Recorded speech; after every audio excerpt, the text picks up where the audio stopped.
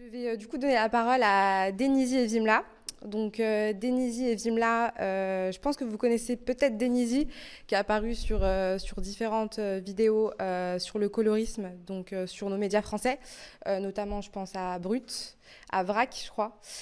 Et du coup, Vimla, que vous connaissez un peu plus en interne chez Talk Tabou, puisqu'elle a témoigné sur ce sujet lors d'une interview que j'ai pu faire et qui se trouve sur l'Instagram actuellement et sur Facebook aussi. Alors, du coup, les filles, donc comment ça va se passer, c'est que je vais leur poser des questions, on va faire un question-réponse.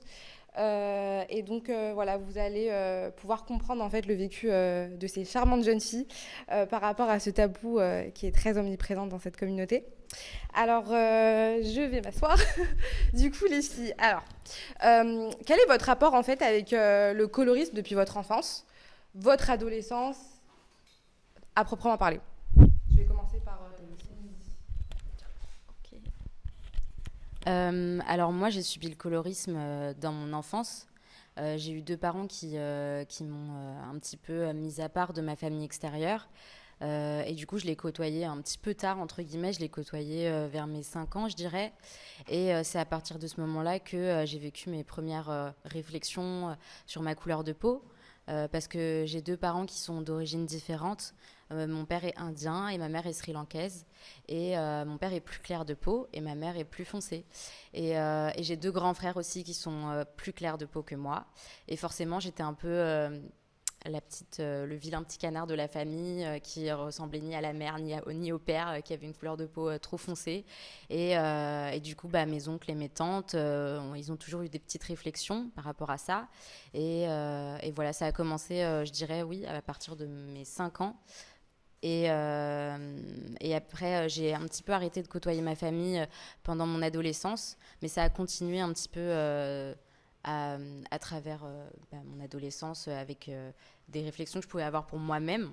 Hein, parce que je pense que quand un adulte dit des choses à un enfant qui a un âge très bas, 5 ans, bah, on le prend comme une vérité générale et du coup, bah, on l'assimile tout au long de notre vie. Du coup, c'est comme ça que ça s'est passé. Tiens. Alors moi, c'était quand j'étais jeune aussi, moi plutôt vers 7-8 ans, quand j'ai commencé à me rendre compte des réflexions que je recevais.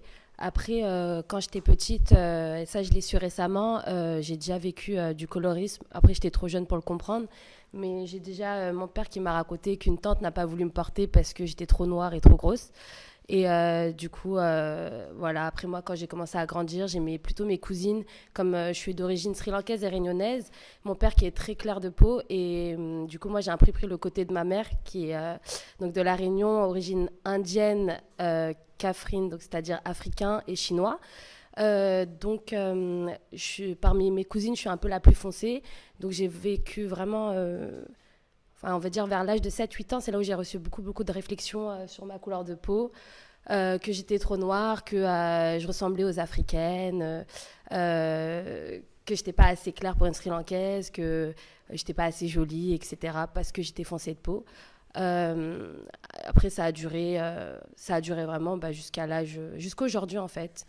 Après, je le vis différemment de quand j'étais petite. Alors, la prochaine question, j'aimerais bien que vous nous racontiez une anecdote en fait en relation avec le colorisme. Moi, ma première anecdote, c'est donc la première fois qu'on m'a fait une réflexion, enfin, en tout cas que je l'ai compris, quoi. C'était à mes 5 ans, justement. J'étais à une fête de famille, donc il y a beaucoup de monde, beaucoup de gens que je ne connais pas, qui font soi-disant partie de ma famille, du coup.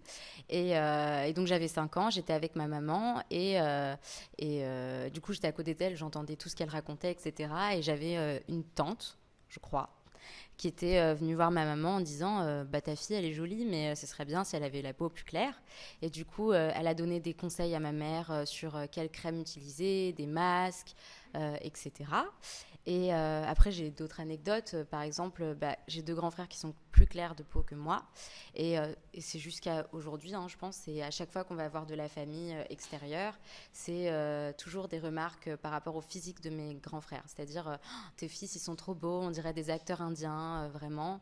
Et moi c'est toujours des réflexions par rapport, des réflexions par rapport à mon intelligence ou mes dessins, etc. Mais c'est jamais par rapport à mon physique, parce que je suis trop foncée, du coup, on enlève le physique, on va garder que le côté intellectuel, c'est très bien comme ça. Donc c'est comme ça que je l'ai vécu. Après, c'était toujours des petites remarques, te mets pas au soleil, t'es déjà assez foncé comme ça, tu devrais faire ça pour éclaircir ta peau, ou mets-toi bien devant pour la lumière sur les photos parce que sinon on ne voit pas, que des réflexions comme ça. C'était jamais vraiment un événement marquant dans ma vie, c'était juste des petites réflexions de temps en temps, sous couvert de bienveillance évidemment, sinon c'est pas drôle. Et du coup forcément, comme tu le prends comme un conseil, tu l'assimiles et tu le prends comme une vérité et puis tu grandis avec et ça crée des énormes complexes. Donc voilà, c'était comme ça pour moi. Moi, ça te rejoint un petit peu. Une anecdote, par exemple, une fois, j'ai une tante qui est arrivée d'un coup dans ma chambre et qui m'a mis du yaourt sur le visage. Elle m'a dit, tiens, ça va te faire du bien, tu vas claircir un petit peu. Et je lui ai dit, mais je suis noire et alors? Et elle me dit, ouais, les noirs, on les met à la poubelle. Après, plus récemment, moi, je souhaite me marier. Donc, j'ai demandé à ma famille de voir pour le mariage un peu arrangé ou avec la famille. Et donc, on a contacté quelqu'un. Et quand je lui ai envoyé les photos, elle a dit à ma grand-mère, faudrait peut-être retoucher les photos, la mettre un peu plus claire, parce que sinon, je ne pourrais pas lui trouver un bon mari. Et elle lui dit, mais ça veut dire que les noirs, ils ne peuvent pas vivre. Enfin, les personnes foncées de peau, elles ne peuvent pas vivre.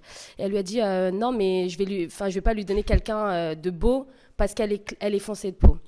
Après, j'ai plein d'anecdotes comme ça. J'ai aussi le fait que, entre familles aussi, la première chose qu'ils demandent, la première chose qu'ils voient quand il y a les photos, c'est elle est foncée, mais elle est jolie pour une fille foncée. Ils vont pas chercher plus loin, ils vont pas chercher quelle étude j'ai fait, qu'est-ce que je fais dans la vie, est-ce que je suis quelqu'un de bien. Ils vont direct automatiquement me catégoriser par rapport à ma couleur de peau.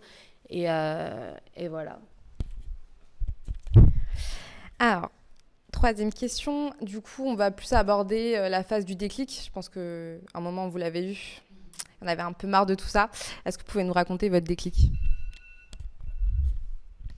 Merci. Alors moi, mon déclic, il a été très tard, parce que c'était à mes, je dirais, 18 ans. Là, j'en ai 21, donc c'était il y a vraiment pas très longtemps, en fait. J'étais sur YouTube, comme tous les jours, et je suis tombée sur une vidéo que j'ai pas pu retrouver, malheureusement, mais sur une vidéo qui parlait du colorisme. Donc c'était une vidéo anglophone qui parlait du colorisme dans la communauté antillaise, il me semble.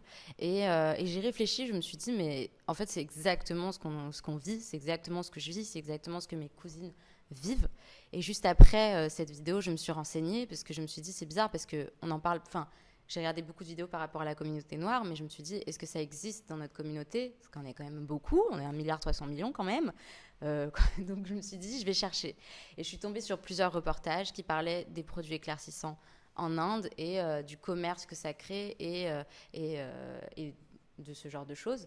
Et du coup, j'ai regardé ça et ça a été mon déclic, parce que je me suis dit, mais en fait, c'est grave ce qu'on est en train de dire. Vivre, c'est pas normal. Et ça a un nom. Parce que je vivais ça, mais je n'arrivais pas à mettre un nom dessus, je ne savais pas comment ça s'appelait. Pour moi, c'était normal. Tout le monde vivait ça dans ma famille. Enfin, toutes mes cousines qui avaient la peau à peu près comme moi vivaient la même chose. Donc, je ne voyais pas le problème, en fait. Je me disais, c'est normal, c'est comme ça qu'on a été élevés, c'est comme ça la vie. Et du coup, avec ces vidéos-là, je me suis rendu compte que, effectivement, non, ce n'était pas normal, qu'il n'y avait pas lieu d'être. Et c'est comme ça que j'ai eu mon déclic. Alors moi, mon déclic, ça a plus... personnel, on va dire, avec les amis, la famille, enfin plutôt au lycée. Pareil, je crois que j'avais 18 ans. J'ai eu mon premier petit copain qui, lui, m'a toujours dit que j'avais une très très belle couleur de peau, que j'étais très jolie. Et puis même mes amis. En fait, je pense que c'était surtout avec l'entourage que j'avais, du fait que j'ai grandi après, enfin au lycée, on a été plus mélangés avec toutes les origines et que je pense que c'était vraiment mon entourage, moi. Parce qu'ils m'ont donné beaucoup de confiance en moi. Quand je venais en cours, parfois, il m'arrivait de pleurer parce que la veille, j'avais reçu des critiques de ma famille. Ils étaient là pour moi, ils me consolaient. Et puis, c'est là où je me suis dit, en fait, la couleur, en vrai, il n'y a pas à se mettre dans un état pour une couleur et que ça, c'est eux qui sont stupides et c'est tout. Et puis, je vaux plus que ça. Après... moi, ça me touche beaucoup ce sujet. Je suis désolée, je bégaye un peu. Mais ouais, après, je pense que c'est là où j'ai commencé à me rebeller aussi. C'est là où j'ai commencé à à me dire qu'en fait, ça, c'est juste un problème de mentalité. C'est rien d'autre. C'est pas, le problème, il vient pas de moi, parce que j'ai longtemps cru que le problème il venait de moi, du fait que j'étais foncée de peau, que j'étais pas belle, que c'était un problème. Et en fait, je pense que c'est vraiment arrivé au lycée, on grandit, on a plus de maturité, et mes amis, ils m'ont vachement, vachement aidée. Et j'ai eu de la chance, mes parents m'ont beaucoup soutenue aussi. Du coup, je pense que c'est un phénomène aussi que Manuela a cité dans sa partie, c'est du coup la partie sur les crèmes éclaircissantes. Donc, on a vu que ce phénomène de colorisme, il se développe beaucoup dans les communautés sud-asiatiques avec des crèmes éclaircissantes. Donc, la marque la plus connue qui est Fair & Lovely. Donc, ma question, voilà, va plus elle va se centrer sur ce phénomène. Donc, voilà. Et c'est ma question, je pense que c'est la question fatidique. Est-ce que vous avez déjà utilisé des crèmes éclaircissantes ? Alors, alors oui, j'en ai utilisé. J'étais très très jeune. J'avais 7 ans. J'étais avec mes cousines qu'on a vues sur les photos, sur la photo. Du coup, elles avaient des tubes de Fair & Lovely. Et j'en ai volé un, tout simplement. Et je l'ai utilisé très peu de temps parce que ma mère s'en est rendue compte. Et elle m'a tout de suite elle m'a sermonné, elle m'a dit tu n'utilises pas ça, c'est pas bon pour la peau, ça va pas marcher, et puis t'es jeune, ça sert à rien. Et après, j'en ai plus jamais reparlé avec mes parents. Mes parents m'ont jamais fait de remarques par rapport à ma couleur de peau, jamais, jamais.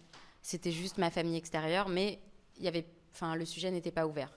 J'en parlais pas, et en plus de ça, dans notre communauté, je pense qu'on est très pudique par rapport à nos parents. Et ce genre de problème, de complexe, on n'en parle pas, tout simplement. Donc, c'était un peu ça dans ma famille. Après, tout au long de mon adolescence, j'ai toujours cherché, entre guillemets, à éclaircir ma peau, en gommant mon visage, en cherchant des masques, etc. Et c'est aussi du fait que j'ai grandi dans une ville à majorité blanche. Donc, dans ma classe, j'étais souvent la seule fille à la peau foncée ou la seule indienne de mon collège ou de mon lycée. Donc j'ai toujours eu des remarques par rapport à ma couleur de peau, mais ça relevait pas du colorisme, c'était plus du racisme. Genre, par exemple, en seconde, le classement des filles les plus jolies de la classe, forcément. Et, exact. Et moi, c'était des garçons qui étaient venus à mon prénom et qui avaient dit tout simplement Denise, elle est jolie, mais elle est noire, quoi. Et du coup, mon prénom, il a fait hop là, tout au bout du classement. Et moi, j'avais pas pris ça comme du racisme. J'avais pris ça comme ils ont raison. Tout le monde me dit que je suis foncée de peau. Ma famille me le dit et eux me le disent. Alors c'est vrai. Et du coup, tout au long de ma vie, j'ai utilisé des sérums, des masques, des gommages, des trucs unifiants, en pensant que ça allait éclaircir ma peau, alors que pas du tout, hein, ça marche pas. Au cas où, je vous le dis. Et du coup, voilà. Et j'ai arrêté au moment où j'ai eu mon déclic. Et du coup, voilà. À toi. Moi, oui, j'ai déjà utilisé des crèmes éclaircissantes, pardon, mais moi, c'était plutôt côté médical, parce que j'ai eu des taches dues au métissage, donc des taches pigmentaires. En fait, c'est bizarre, hein, mais quand je suis née, j'étais très foncée, mais après, je suis devenue très claire, et après, je suis redevenue très foncée, et après, ça a fait un mixte entre les deux. Du coup, le médecin m'avait passé de la cortisone, je crois que c'est ça. Donc, il m'avait donné un traitement à utiliser pendant, je crois, 3 mois. Mais du fait que j'ai reçu plein de remarques, encore une fois, oui, tu te trouves tellement noire que tu as été t'as été prendre des crèmes éclaircissantes pour devenir blanche, en fait. Et du coup, j'ai arrêté le traitement, et ça fait qu'aujourd'hui, j'ai des problèmes beaucoup plus graves au niveau de la peau, parce que en fait, la cortisone, c'est très fort. Et donc, c'est suivi. Et quand ils vous donnent une durée de traitement, il faut la respecter, etc. Et du fait que je l'ai arrêté très tôt, ça a fait que j'ai beaucoup plus de problèmes. Mais du coup, voilà, une fois pour revenir sur le fait que quand on est trop foncé, on nous critique. Et quand voilà, notre peau elle commence un peu à blanchir, on va dire, on nous critique aussi. Donc, voilà. Sinon, moi, j'ai pas utilisé Fair & Lovely. C'est vrai que j'ai été tentée par rapport aux publicités qu'il y avait à la télé quand j'étais jeune, mais comme je vous ai dit, mes parents m'ont beaucoup soutenue, ils m'ont jamais critiquée. Et c'est vrai que quand j'avais demandé à ma mère une fois, pareil, moi j'ai demandé à ma mère, est-ce que tu peux me l'acheter? Elle m'en a interdit, elle m'a dit, mais jamais de la vie, tu es très belle comme t'es. Mon père, pareil. Donc, par rapport à ça, ça va. Moi, c'était plutôt médical. Du coup, on va passer sur un sujet aussi qui est aussi intéressant et j'aimerais bien avoir votre avis dessus. Vous pensez quoi en fait de la normalisation de la peau blanche, par exemple dans les films Bollywood et aussi dans un contexte beaucoup plus sur la beauté, donc dans les cosmétiques avec l'apparition par exemple de ces crèmes éclaircissantes, par exemple en Inde.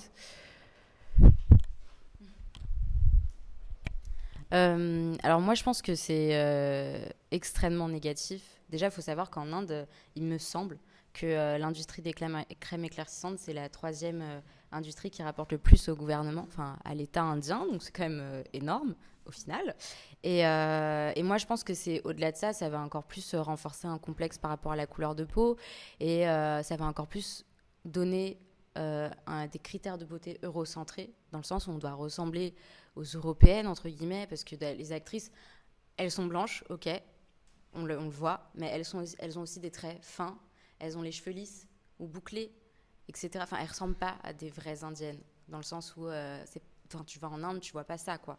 Et du coup, ça te donne encore plus ce côté-là de tu dois ressembler absolument aux standards de beauté européens, alors que tu es en Inde, donc c'est pas possible techniquement. Mais ça te donne cette idée-là, donc ça te complexe non seulement sur ta couleur de peau, mais aussi sur ton trait, sur tes traits de visage, sur ton nez, sur tes cheveux. Donc ça va encore plus te pousser dans tes complexes qui n'ont pas lieu d'être en fait, parce que on te donne des critères qui ne sont pas ceux de tes origines. Donc moi je pense que c'est extrêmement négatif. Et au-delà de ça, en plus de ça, les acteurs les plus connus de Bollywood ont aussi fait des pubs pour les crèmes éclaircissantes, donc on fait le lien tout le temps, notamment Aishwarya Rai, Priyanka Chopra, qui maintenant fait des discours sur le fait qu'il faut s'accepter comme on est et tout, mais tu as fait tu as fait des pubs pour des crèmes éclaircissantes. Il me semble que Deepika aussi, elle en a fait, Shah Rukh Khan aussi, Surya, enfin tous les acteurs qu'on connaît ont fait des pubs pour des crèmes éclaircissantes, faut le savoir, et du coup tu fais tout de suite le lien, et donc je pense que c'est destructeur en fait, ce genre de critères et d'images qu'on te donne. Alors moi, je trouve ça ridicule. Après, je trouve que depuis quelques années, l'industrie du cinéma, Hollywood surtout, je trouve qu'ils font des efforts. Ils prennent des actrices plus foncées de peau, comme Aishwarya Rajesh. Il n'y a pas qu'elle, il y a d'autres noms, mais je ne les ai pas en tête, je suis désolée. Mais je trouve que c'est mieux parce que du coup, nous, depuis qu'on est petite, on regarde les films indiens, donc on s'identifie vachement aux actrices. Donc elles sont très blanches, très claires de peau, elles sont très belles, etc. Mais nous, on n'arrive pas à s'identifier parce que automatiquement, autour de nous, on va dire ah, cette actrice, elle est très belle parce qu'elle est très blanche. Mais comme toute notre vie, on a eu des commentaires du fait que tu étais noire, automatiquement, tu t'identifies pas. Alors que là, maintenant, je trouve ça bien qu'ils engagent d'autres actrices plus foncées de peau parce qu'au final, c'est pas un critère de beauté. Et donc, on les prend pour leur talent, on va dire, et pas par rapport à leur couleur de peau. Je voulais revenir aussi par rapport à ce qu'elle a dit, par rapport au fait que justement, le colorisme, ça touchait beaucoup plus les femmes. Je pense que dans les films tamouls, on peut vraiment le voir parce que les acteurs indiens principaux, en tout cas, souvent sont foncés de peau. En tout cas, ça arrive et c'est normalisé. Par contre, les actrices principales qui jouent dans les films Hollywood, donc les films tamouls, elles sont toujours claires de peau. C'est le critère, moi, c'est ce qui me choque le plus quand je regarde un film tamoul, c'est que l'acteur, il n'est pas forcément clair de peau, mais l'actrice, toujours. C'est obligatoire. Ou alors, ce que je vois aussi, c'est que quand c'est des actrices qui jouent et qui ont une peau foncée, elles jouent forcément un rôle secondaire ou un rôle de paysanne, ou celle qui est un peu drôle, celle qui est, de qui on se moque, etc. Et aussi, les acteurs très foncés de peau dans les films tamouls, c'est toujours les méchants. C'est toujours les méchants. Donc ça, je voulais le souligner parce que moi, perso, quand je vois ça, ça me fait du mal, hein, vraiment. Mais pour venir sur ça, moi j'ai déjà posé la question à ma famille, un garçon foncé, est-ce que ça fait de lui quelqu'un qui est pas beau? Ils m'ont toujours dit, un garçon foncé, il est beau, quoi qu'il arrive. Il sera même plus beau que s'il est clair. Un garçon foncé, il sera... Moi, par exemple, mes frères, ils sont foncés de peau. Et j'ai déjà demandé à ma grand-mère et elle m'a dit, quoi qu'il arrive, ta famille diront toujours qu'il sera plus beau foncé s'il était clair.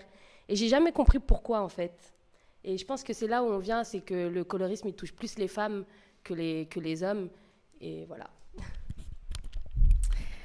Mais moi aussi, je voulais souligner un point, et si je pense une petite anecdote aussi qui me vient à la tête, c'est j'avais entendu, je sais que moi aussi je regarde beaucoup de films Hollywood, Bollywood, et j'ai été aussi choquée par ce phénomène de l'actrice très claire de peau et en tout cas de l'actrice très claire de peau et de l'acteur, peu importe sa couleur de peau, voilà, il joue l'acteur principal. Et c'est vrai que j'avais entendu dire que par exemple à Hollywood, donc qui est l'industrie de l'Inde du Sud, ils recrutaient en fait des femmes de Bollywood pour faire des films chez eux. Et même si elles parlaient pas la langue tamoule, ils recrutaient quand même parce qu'en fait, elles étaient claires de peau. Donc peu importe pour eux, ils voulaient absolument, ce critère-là. Donc ils allaient carrément en expédition à Bollywood pour prendre des femmes de là-bas. Et c'est vrai que ce phénomène aussi est très marquant. Et voilà, ça touche à ce complexe, voilà, du colorisme, parce que en fait nos écrans reflètent ce problème-là. Et, merci beaucoup, parce que c'est très intéressant de souligner en fait justement cette partie du cinéma, et notamment du cinéma Hollywood, donc qui est l'industrie du cinéma tamoul. Pardon. Alors, j'ai une autre question, du coup, on va plus parler d'aujourd'hui. Aujourd'hui, voilà, on vous fait une remarque sur votre couleur de peau. On vous fait une remarque, par exemple, sur vos origines, etc. Je vais lier aussi aux origines, parce que c'est forcément lié aussi à vos origines. Comment vous tentez d'aller contre cet argument? Comment vous vous battez en fait aujourd'hui contre ce colorisme? Moi, je réponds. Dans ma famille, je suis très connue parce que j'ai une grande gueule. Et c'est pas faux. Moi, je le dis. Moi, je reprends tout de suite la personne. Et je pense que notre rôle en tant que nouvelle génération, c'est aussi d'essayer d'éduquer l'ancienne génération, donc nos parents, etc. Et de leur inculquer nos valeurs qu'on a eues tout au long de notre vie. Et du coup, moi, je les reprends. J'essaye de leur expliquer qu'est-ce qui ne va pas dans leurs remarques. Et au-delà de ça, j'essaye de leur mettre face à leur... prendre une photo du moment et prendre du recul, c'est-à-dire je les mets en face de leur réflexion. Donc imagine, on aurait dit ça à ta fille, par exemple, ou imagine, on t'aurait dit ça à toi, comment tu l'aurais pris? Et forcément, en tout cas, moi, sur mes oncles et mes tantes, ça marche. Voilà, je ne sais pas si ça marche pour tout le monde, mais moi, en tout cas, c'est comme ça que je fais. Je les mets en face de leur réflexion et je leur montre clairement que ce qu'ils disent, ça n'a aucun sens et que ce n'est pas bien. Voilà. Moi, c'est pareil que toi. Je suis connue pour avoir une grande gueule dans ma famille. Je réponds. Maintenant, je réponds. Clairement, je les mets face à leurs commentaires. Souvent dans l'agressivité aussi, parce que j'ai toujours un peu de mal avec ça. Mais ça a l'air de marcher. Parce que après, eux, ils prennent ça un peu à la rigolade. Mais non, mais je rigolais. Mais non, mais t'es jolie même si t'es noire. Et c'est là que je lui dis, ça veut dire quoi ça? T'as vu ta tête? Tout le temps. Je vais tout le temps aller dans le... Moi, j'y vais direct au front, moi. Parce que je pense que même si tu expliques calmement, en fait, ils vont pas avoir du recul. Et eux, ils vont se dire, bon, on a l'habitude, elle va rien dire. Alors que si des fois, tu vas un peu cash, ils vont être un peu surpris parce qu'ils vont se dire, en même temps, une fille, elle n'a pas à répondre aussi chez nous. Donc, ils vont être un peu choqués. Et moi, c'est comme ça que je réponds. Vous avez un petit exemple d'une attaque comme ça, et justement la réponse que vous avez donnée à cette personne?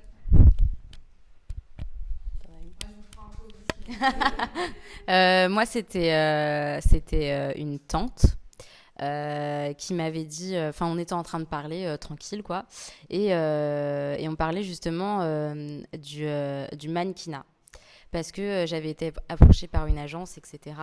Et j'en avais parlé à ma famille pour avoir des conseils, etc. Et elle m'avait dit, mais c'est marrant quand même, parce que... t'es foncé, quoi. Qu'est-ce qu'ils vont en penser? Et moi, je dis, mais justement, en fait, tant mieux. Je veux dire, au moins, j'aurai un rôle de représentation. Je lui ai dit ma façon de penser. Et je lui ai dit, mais en fait, tu peux pas dire ça. Parce que toi-même, t'es foncé de peau. Qu'est-ce que t'en penses? Si toi, on t'avait pris, tu serais contente aussi. Et je l'ai mis face au fait que sa fille aussi est foncée de peau. Parce que c'est ma cousine, du coup, qu'on a vu sur la photo. Et je lui ai dit, mais imagine, ta fille, elle aurait eu la même opportunité. Et ma mère aurait dit à ta fille, mais non, t'es foncée de peau, ça sert à rien que tu fasses ça. Et là, elle s'est calmée, elle m'a dit oui, t'as raison. Et puis, elle a rien dit, quoi. Moi, c'est récemment, donc je suis partie un mois à La Réunion sous le soleil. Donc, j'ai bien bronzé. Et à chaque fois que je vais en vacances, c'est la même réflexion. Donc, on me dit, t'es déjà assez noire, pourquoi tu te mets au soleil? Et donc, moi, je leur dis, tu vas au soleil pour faire quoi? Pour te mettre à l'ombre? tu vas en vacances pour profiter du soleil. Enfin, je vois pas le but d'aller en vacances et de mettre un chapeau sur ta tête et te protéger au max. Et du coup, donc voilà, moi, il y a ça et c'est souvent répétitif, tout le temps. Et du coup, est-ce que vous avez des messages aujourd'hui à faire passer peut-être à des personnes du coup dans ce public qui ont été touchées par le colorisme, des messages qui pourraient les aider en fait à outrepasser ce complexe? Ben, moi, je pense qu'avant tout, même si c'est difficile, parce que moi, je suis le pire exemple, de toute façon, j'en ai jamais parlé. Moi, j'en ai parlé que au moment où j'ai fait mon premier témoignage sur VRAC. C'est la première fois que j'en parlais et que j'ouvrais le sujet par rapport à ça. Et c'est comme ça que ma famille a su que j'étais complexée par ça. Moi, je pense que la première chose à faire, c'est en parler. Pas forcément à sa famille, pas forcément à ses amis, juste en parler à quelqu'un pour se libérer de ce poids et pour se rendre compte, parce que quand on en parle à quelqu'un, et qu'on met nos arguments et notre manière d'avoir vécu ça en face de nous, c'est là qu'on peut se rendre compte qu'en fait, finalement, c'est n'importe quoi. Enfin, ce que tu es en train de penser de toi, c'est n'importe quoi. Et généralement, la personne en face de toi, si c'est une personne évidemment qui est bienveillante et saine, va te dire que ce que tu penses, c'est pas la bonne manière de penser, entre guillemets, et elle va te remettre en place. Enfin, je veux dire, moi, quand j'en ai parlé à mon témoignage, je sais que la fille qui était en face de moi, donc il y avait la caméra, juste après avoir tout filmé, elle me dit « Mais tu te rends compte de ce que tu as dit ?»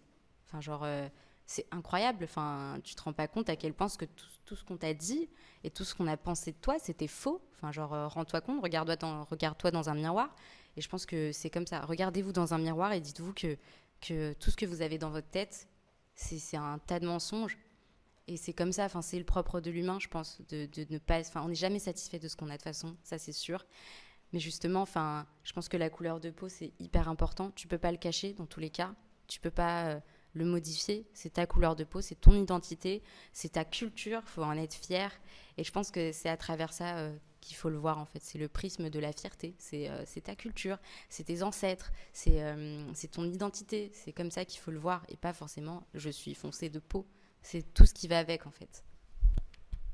Je suis complètement d'accord avec toi, c'est ce que j'allais dire.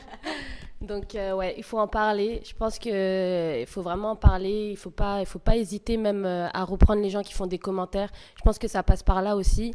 Parce que nous, je pense qu'on n'en a pas parlé. Même on a accumulé. Et c'est aujourd'hui qu'on se rebelle, entre guillemets. Mais je pense que si j'avais fait ça plus tôt, peut-être que les gens auraient peut-être arrêté plus tôt aussi. Mes cousines, elles auraient peut-être compris mon mal-être. Elles n'auraient pas profité pour mettre un doigt dessus et me faire du mal avec ça, parce que clairement, elles savaient très bien que ça me faisait du mal, mais ça leur amusait. Donc je pense qu'il faut vraiment en parler, il ne faut pas hésiter à poser les mots dessus, aussi à dénoncer le sujet. Il faut, comme elle a dit, même pas forcément à sa famille, à tout le monde, il faut en parler, il faut dire ce qu'on a sur le cœur. Et comme tu as dit, la couleur de peau, elle nous représente, c'est notre identité.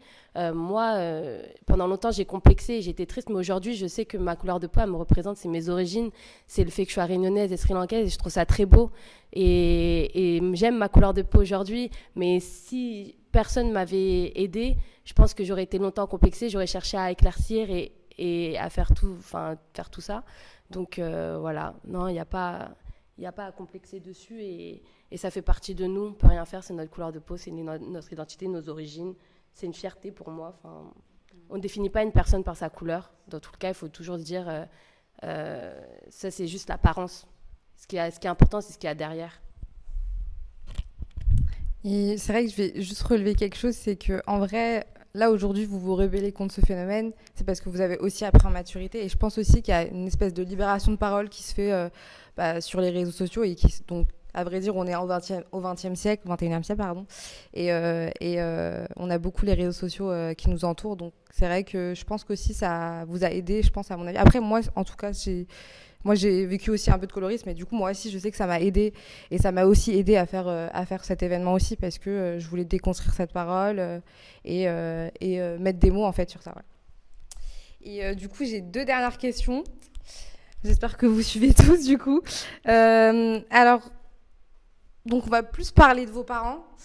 Alors, par rapport à vos parents, ce colorisme, est-ce qu'il est reflété chez eux ? Est-ce qu'ils en ont parlé avec vous ouvertement ? Voilà, votre relation avec le colorisme et vos parents. Qu'est-ce que c'est ? Moi, c'est simple. En fait, avec ma famille, on n'a jamais vraiment parlé d'origine. Parce que déjà, le mariage de mes parents, c'était un petit peu compliqué parce que on se marie pas entre Indiens et Sri Lankais, ce qui paraît, hein. Et du coup, déjà, c'était compliqué. Donc, on était déjà un peu la famille à part. Dans notre propre famille, on était un peu à part. Je connais pas la famille de mon père non plus, donc c'est un peu... Voilà. Donc, on n'a jamais vraiment parlé d'origine, etc. Et donc, le colorisme, encore moins. On n'en a jamais parlé. Et c'est que quand j'ai fait mon témoignage, donc je répète, c'est la première fois que j'en avais parlé. J'avais jamais parlé de ça. Je m'étais beaucoup renseignée pour mettre des mots sur ce que je ressentais et sur ce que j'avais vécu, mais j'en avais jamais parlé. C'était la première fois que je mettais des mots sur ce que j'avais ressenti. Et en fait, j'avais prévenu personne. Personne n'était au courant que j'avais fait ça. Et un jour, c'est ma mère qui m'appelle, qui me dit ouais, on t'a vu à la télé, c'est quoi cette histoire? Du coup, je lui raconte et tout. Et c'est là qu'elle m'en a parlé pour la première fois, qu'elle aussi, elle avait vécu ça. À l'époque, elle vivait au Sri Lanka, donc c'était, je pense, beaucoup plus hard que nous qui vivons en France. Et on a beaucoup plus de liberté, etc. On côtoie beaucoup plus de gens, donc bon, de différentes origines. Mais elle l'avait vécu plein fouet, quoi. Donc, elle m'avait raconté justement une anecdote qui m'avait beaucoup touchée, en fait. Parce qu'en fait, mes parents n'étaient pas censés se marier, etc. Et au moment où mon père a présenté ma mère à sa famille pour se marier avec ma mère, elle a été présentée aux sœurs de mon père, donc à mes tantes.